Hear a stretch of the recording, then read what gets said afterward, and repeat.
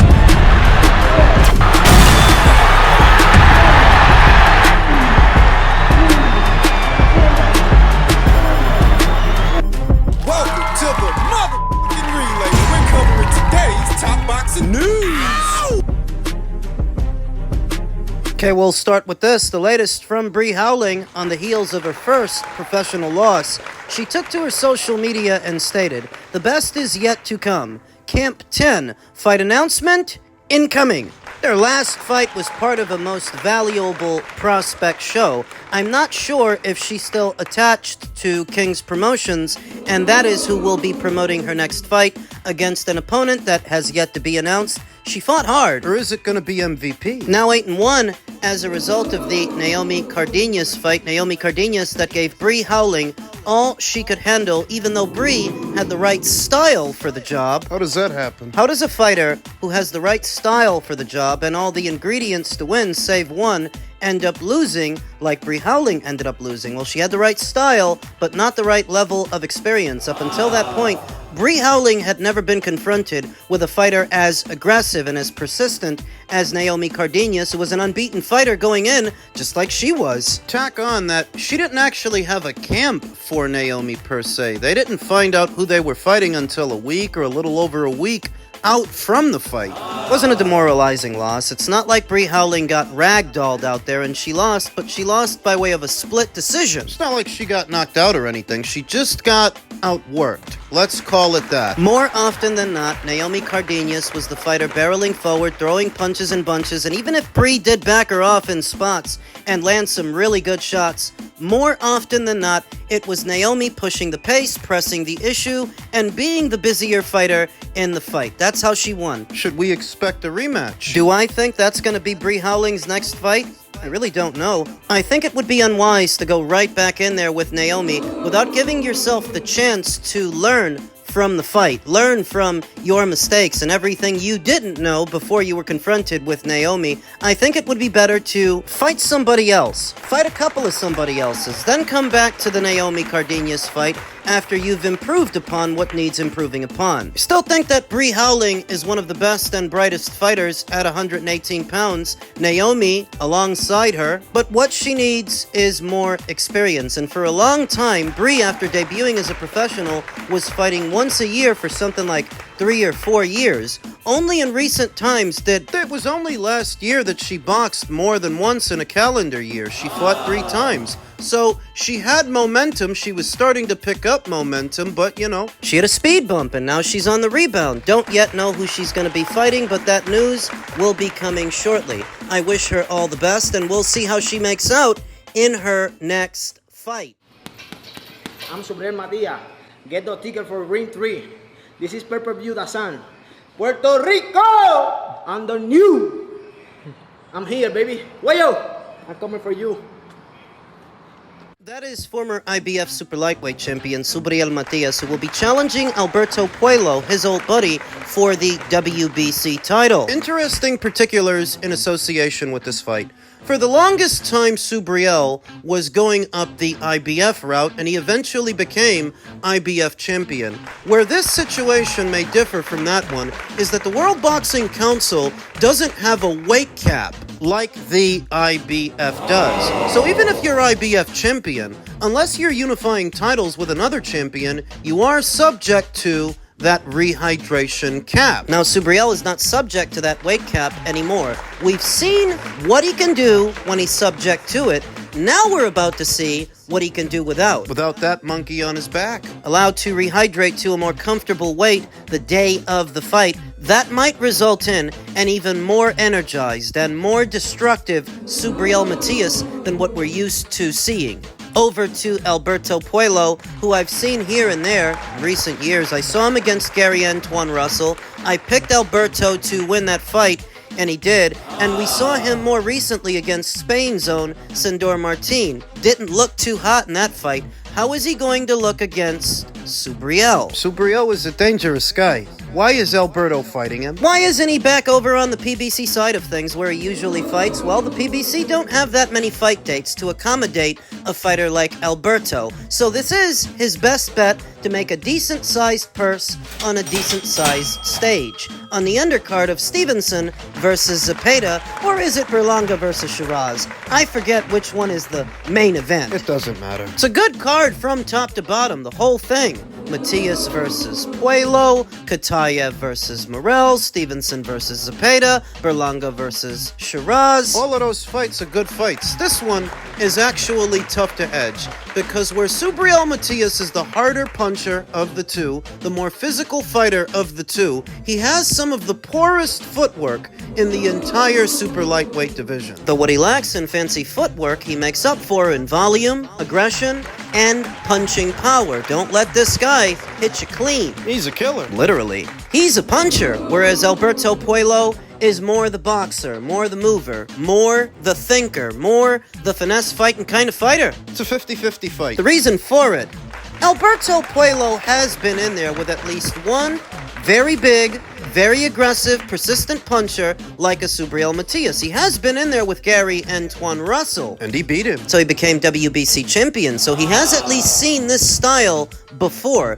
Though Subriel, I would argue, is a bigger puncher than Gary Antoine Russell. Perhaps not as well schooled as Gary Antoine Russell. He doesn't have the same amateur background as Gary Antoine Russell, but I do think he's a more devastating and more dangerous puncher. And what balances the scales is what I just told you. This time, Subriel won't be subject to any rehydration caps. There's no ceiling. He can come in as heavy as he wants to, and that may, in effect, make him more dangerous. Not completely sure who's going to have their hand raised at the end of this thing, but I think the division would be better off if Subriel Matias has the green belt than if Alberto has the green belt. Nobody knows the man. He's got no following, no fans, nothing against him, but that's reality. It's the truth. Whereas Subriel Matias being a fighter of Puerto Rican descent and Puerto Ricans being to the East Coast what Mexicans are to the West. You get that guy a belt and you're back in business. And what if he gets that belt with a big highlight reel knockout? Subriel Matias is a harder fighter to ignore than, say, Alberto Puello. He's been WBC champion for a while now, but nobody really knows, and the people that know don't really care. I just happen to think that the division would be better off if a knockout merchant had the green and gold title instead of another thinking man's fighter, another finesse fighter, especially after that Times Square show. There's more of a push to make boxing exciting again. Bring back the action, the blood and the guts. Bring back the punchers and the knockouts. Just spent the entire Mayweather era pretending that every fighter with a halfway decent jab using a Philly shell is God's gift to boxing. Enough of that shit already. Ugh. This is a 50-50 fight, but I happen to think the division would be better off if another puncher, a knockout merchant, an action fighter had the green and gold title than another cerebral fighter, like Alberto. So a part of me is actually hoping that Subriel Matias can pull it off. I can't lie. I have a rooting interest in a Subriel Matias KO win. I hope he can do it. We'll see if he can. If Canelo was 100% confident in himself, I don't know why he wouldn't fight me, especially since, seeing that everybody in his team is on steroids, which means including him, so he never got off You the think steroids. he's on steroids? Of course. For sure. How does five You saw De La Hoya how do call him five out. how do five Yeah. people out of your camp get tested positive for steroids? Right. You know what I mean? All those fucking dudes in that camp are dirty.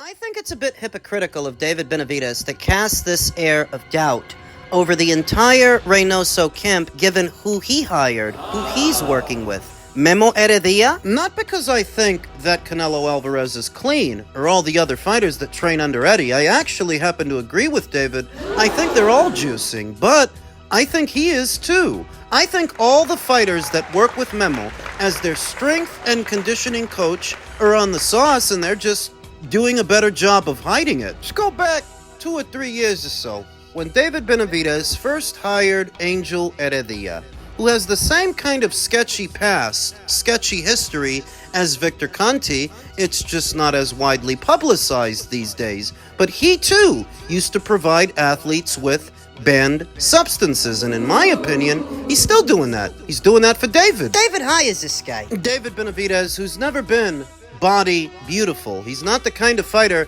that ever got shredded for a fight. He was never all that lean. But all of a sudden, he hires Memo, and he's got six-pack abs and striations across the chest, in his shoulders. Essentially, he got shredded as soon as he hired Angel Heredia. And how do you think that happened? You think that's the byproduct of meal prep and how many different pieces of chicken you put in a Tupperware? No, it's because David's eating tofu now. If I had to guess, it's because David is likely on the same kind of stuff that Canelo got busted for. Canelo got busted for clenbuterol. That's not an anabolic steroid, you understand. What that is a weight-cutting agent that allows an athlete to burn fat while maintaining muscle. And it also doubles as a vasodilator. Whitening blood vessels to allow blood to carry more nutrients and more oxygen to vital organs. It can give an athlete a stamina boost. And have you ever noticed David Benavidez's work rate?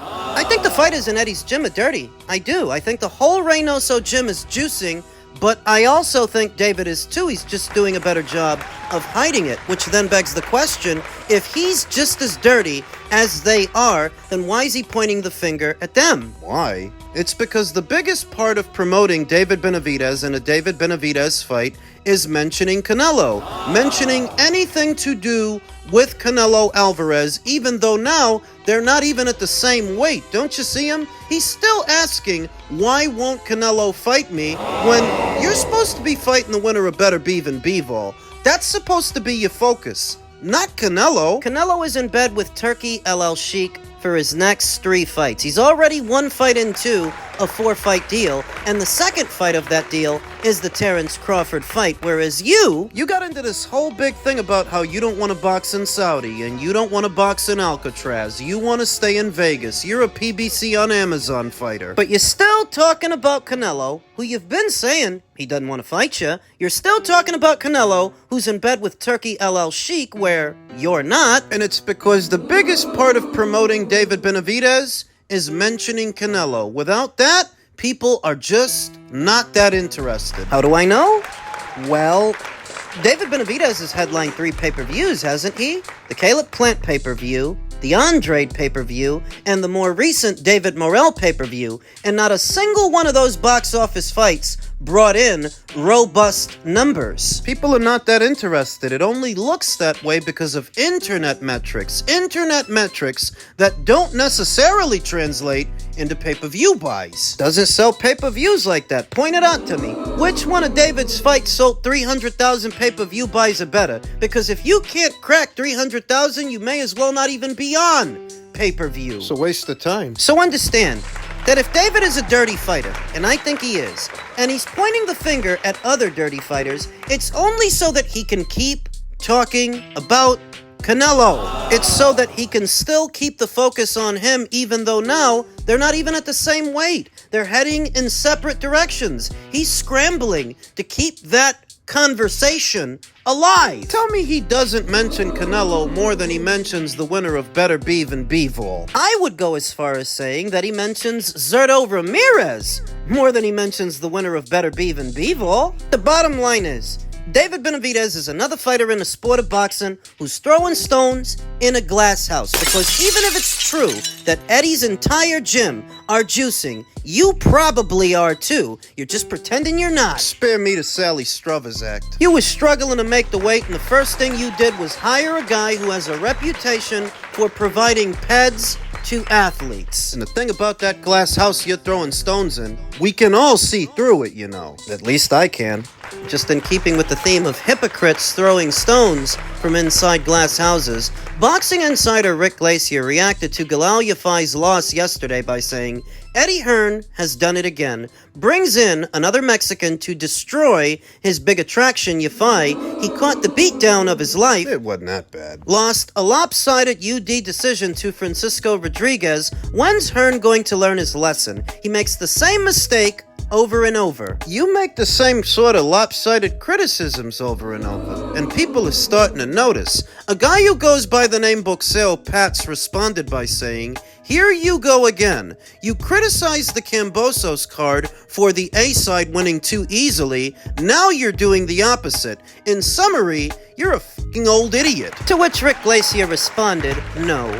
There's a happy balance. Matchroom constantly fails that medium. I would say that applies more to your buddies at Golden Boy Promotions than it applies to Matchroom. Correct me if I'm wrong, but every single one of Oscar's fighters lost in Times Square, and I didn't see you piping up about it. Of course not, because he does a lot of business with Oscar De La Hoya behind the scenes. So he's not as critical of Oscar as he is of Eddie, even though he should be. Hell, more so. Galal Yafai suffering his first professional loss is not as damaging to Matchroom as it was for Ryan to lose to Rolly, and how that affects Golden Boy, since Ryan is one of the few fighters they have that actually move the needle. The rest of them... Just being honest, Galal Yafai losing doesn't hurt Matchroom, but Ryan losing, that does hurt Golden Boy. So where was the balance then, Rick? Where was the happy medium you're talking about? Another talking head in the American boxing scene. Americans so ridiculous,